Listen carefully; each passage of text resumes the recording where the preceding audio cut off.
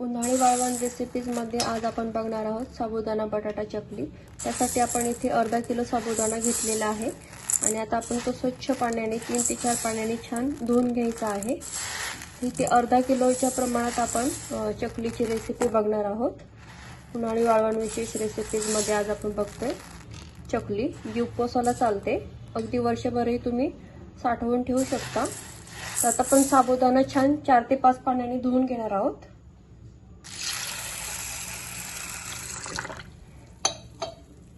असं चोळून चोळून व्यवस्थित साबुदाणा धुवून घ्यायचा आहे।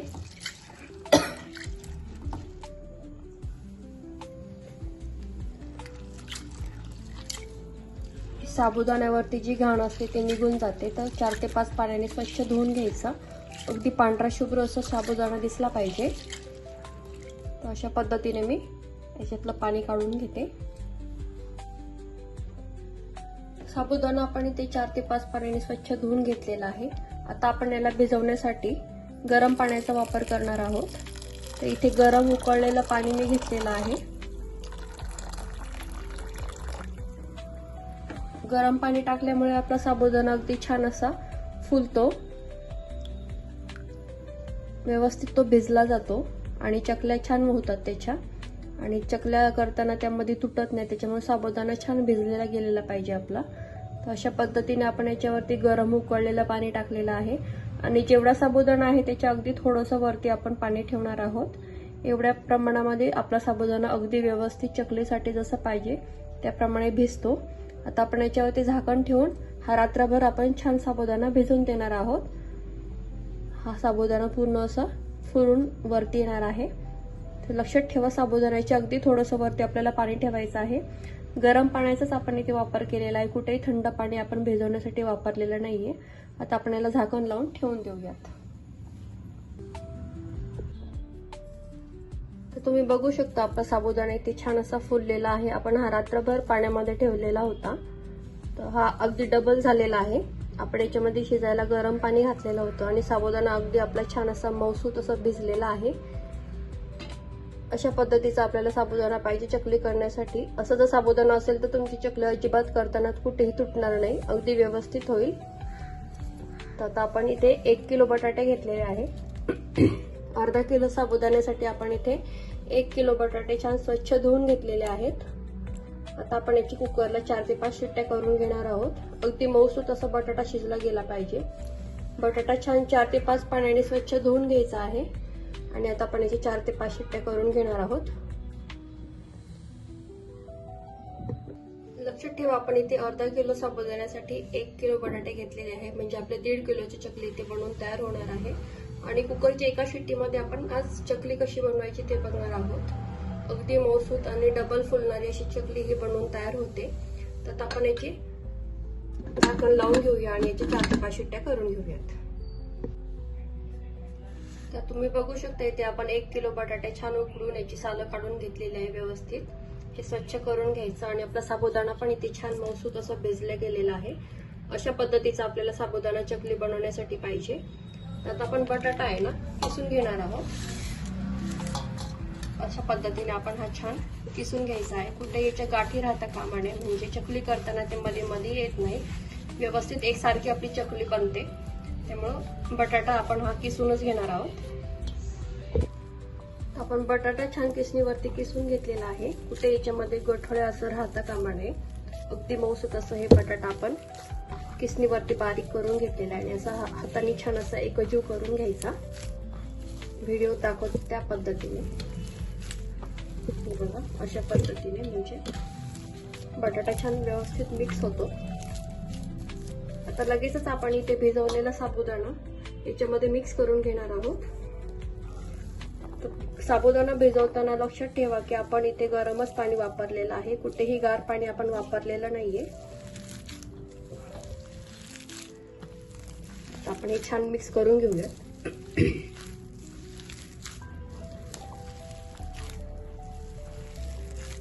तर तुम्ही याच्यामध्ये तुम्ही असंही ठेवू शकता किंवा याच्यामध्ये हिरवी मिरचीची पेस्ट करून टाकू शकता, किंवा तुम्हाला जर लाल तिखट टाकायचं असेल तर तुम्ही लाल तिखटही टाकू शकता। आपण हे छान मिक्स करून घेऊया। आता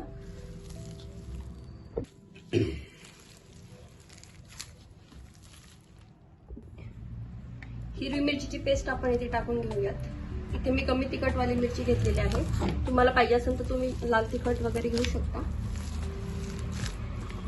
आणि छान मिक्स करून घेऊया। बघूया, बघा आपलं मिश्रण किती इथे छान मिक्स झालेलं आहे। आपण याच्यामध्ये घालूयात चवीनुसार मीठ।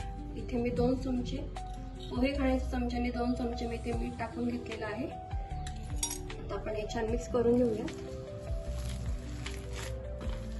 मीठ टाकल्यानंतर व्यवस्थित मिक्स करायचं आहे, नाही तर एका साईडला मीठ लागतं एका साईडला मीठ लागत नाही, असं न होता व्यवस्थित छान एकजीव करून घ्यायचं। व्हिडिओ दाखवते त्या पद्धतीने अगदी हातानेच छान मिक्स करून घ्यायचं। तर बघा आपलं मिश्रण इथे छान एकजीव झालेलं आहे।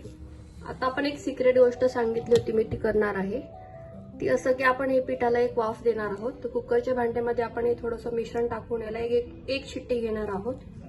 याने काय होणार आहे, आपली चकली जी आहे ती अगदी सोपट अशी फुलते, कुठेही वातड होत नाही किंवा कडक होत नाही आणि खायला अगदी सॉफ्ट अशी लागते। त्यामुळे आपण पिठाला एक उकड घेणार आहोत, म्हणजेच कुकरच्या भांड्यामध्ये आपण याला हे पीठ टाकून एक शिट्टी घेणार आहोत। आपली चकली अगदी छान होते। अशा पद्धतीने चकली नक्की करून बघा। तर आपण हे पीठ मिक्सरच्या भांड्यामध्ये टाकून घेऊयात। तर इथे आपण असं एक कुकरचं भांडं घेतलेलं आहे आणि आपण आता हे पीठ याच्यामध्ये टाकून घेऊयात। आता या भांड्याला तेल वगैरे काहीच लावायची गरज नाहीये, आपण फक्त हे पीठ याच्यामध्ये टाकून घेऊया व्यवस्थित। आपलं पीठ अगदी छान असं बनवून तयार झालेलं आहे।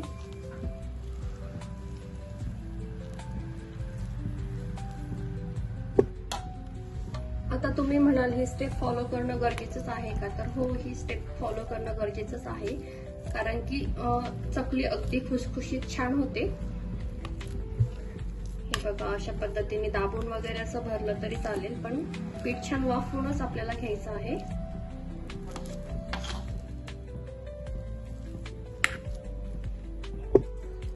असंच माझ्याकडे दुसरं एक कुकरचं भांडं आहे, असंच माझ्याकडे दुसरं एक कुकरचं भांडं आहे, तर मी त्याच्यामध्ये अर्ध मिश्रण टाकून घेणार आहे।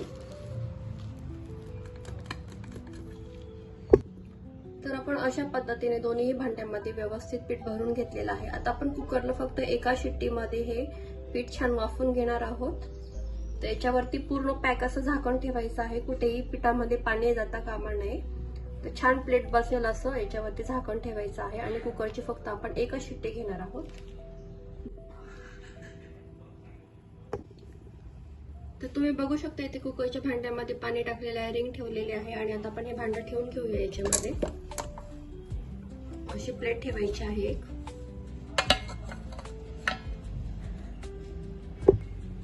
तर आपण दोन्ही भांडे इथे कुकरमध्ये ठेवून घेतलेले आहे आणि अशी वरती प्लेट झाकून आपण कुकरचं झाकण लावून घेऊया आणि फक्त कुकरची एकच शिट्टी आपण करून घेणार आहोत।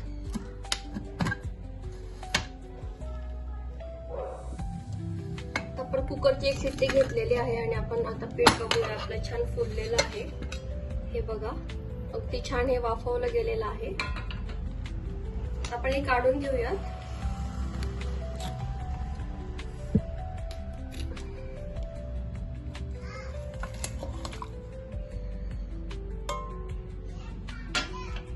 हे बघा अगदी छान आपलं पीठ इथे वाफवलं गेलेलं आहे। पीठ बघू शकता आपलं अगदी छान इथं शिजलं गेलेलं आहे। हे बघा आतपर्यंत आपलं पीठ असं छान मऊसूत असं शिजलं गेलेलं आहे।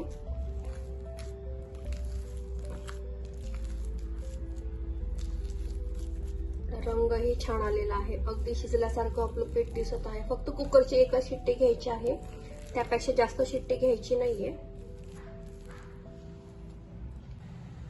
कुकरच्या फक्त एका शिट्टीमध्ये आपलं पीठ इथे किती छान शिजलेलं आहे। हे छान थंड करून घ्यायचं आणि मगच आपण एक चकली करणार आहोत याची। आता माझ्याकडे असं चकलीचा सोऱ्या आहे, तर याच्यामध्ये आपण पीठ भरून घेऊयात।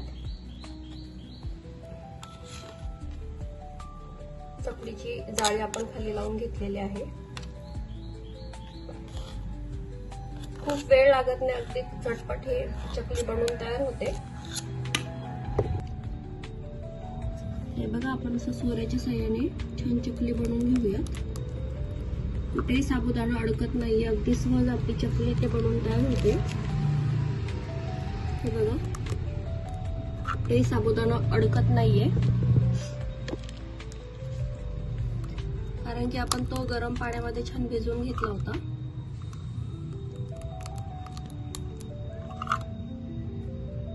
अशाच पद्धतीने मी सर्व चकली इथे बनवून घेणार आहे. खूप छान होते बनवून, एकदा नक्की ट्राय करा ही रेसिपी. चकली आपली अगदी छान बनवून तयार झालेली आहे, तुम्ही बघू शकता. साबुदाणा आणि बटाटा छान आपण किसून घेतला होता आणि छान स्मॅश बारीक करून घेतलं होतं, त्याच्यामुळे आपल्याला चकली करण्यामध्ये कुठेही अडचण आली नाही. अगदी व्यवस्थित अशा चकल्या आपल्या बनवून इथे तयार झालेल्या आहेत, तुम्ही बघू शकता. आता आपण हे उन्हामध्ये छान सुकून घेणार आहोत 2 दिवसासाठी. हे बघा, बटाटा छान किसून घेतल्यामुळे तो सोऱ्यामध्ये अडकला नाही आणि अगदी व्यवस्थित अशा चकल्या आपल्या अगदी 15 मिनिटात बनवून तयार झालेल्या आहेत. आता मी या उन्हामध्ये 2 दिवस छान सुकून घेणार आहे. तर 2 ते 3 दिवस आपण उन्हामध्ये छान कडकडीत ह्या चकली सुकवून घेतलेल्या आहे. अगदी छान आपल्या ह्या करकरीत अशा चकली सुकलेल्या आहेत, तुम्ही बघू शकता. रंगही याला किती छान आलेले आहे. एक स्टेप आपण एक्स्ट्रा केली, जे पीठ वाफवून घेतलं ते यासाठी की आपली चकली अगदी दुप्पट तिप्पट फुलतात, कुठेही कच्च्या लागत नाही, कुठेही या वातड होत नाही. त्यामुळे एक स्टेप एक्स्ट्राची आपण केलेली आहे. आता मी हे तुम्हाला वर्षभर या साठवून तुम्ही ठेवू शकतात. अगदी वर्षभर या चकल्यांना काहीही होत नाही, अगदी व्यवस्थित राहतात. कडकडीत उन्हात सुकवल्यामुळे अगदी व्यवस्थित आपल्या ह्या चकल्या राहतात, कुठेही खराब होत नाही.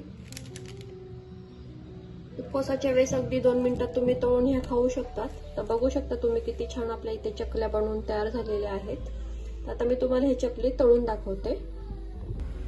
तर चकली तळण्यासाठी तेल छान गरम करून घेतलेलं आहे. आता मी तुम्हाला चकली तळून दाखवते तेलामध्ये. अगदी छान ही आपली चकली तळून तयार होते, तर बघू शकता.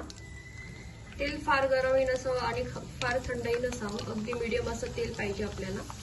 बघू शकता तुम्ही, तेलात टाकल्या अगदी ही फुलते लगेच. अशा पद्धतीने उन्हाळी वाळवणामध्ये साबुदाणा बटाटा चकली नक्की करून बघा, खूप छान होते ही रेसिपी. हे बघा, आता आपण काढून घेऊयात. किती छान याला रंग आलेला आहे, छान ही तळून तयार होते.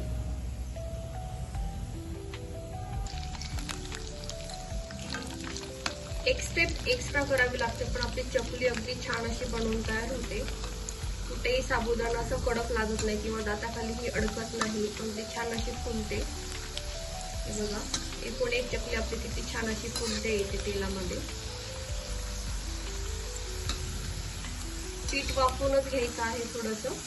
इतर वेळेस आपण वाफवून घेत नाही, पण पीठ वाफवल्यामुळे चकली अगदी छान होते. हे बघा, अशा पद्धतीने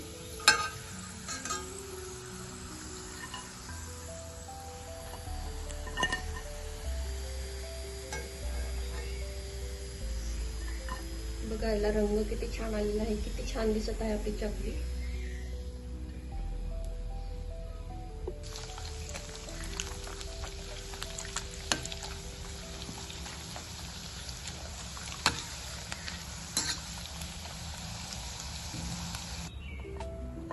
तर बघू शकता आपली चकली ते बनवून तयार झालेली आहे आणि तळूनही दाखवते तुम्हाला. आता ही हातावरती कुस्करूनही दाखवते. हे बघा, अगदी छान आतपर्यंत पोकळ अशी आपली ही चकली बनवून तयार झालेली आहे. रेसिपी नक्की ट्राय करा, खूप सोपी रेसिपी आहे. एक स्टेप एक्स्ट्रा करावी लागते, पण आपली चकली अगदी छान अशी दुप्पट तिप्पट फुलते. हे बघू शकता तुम्ही.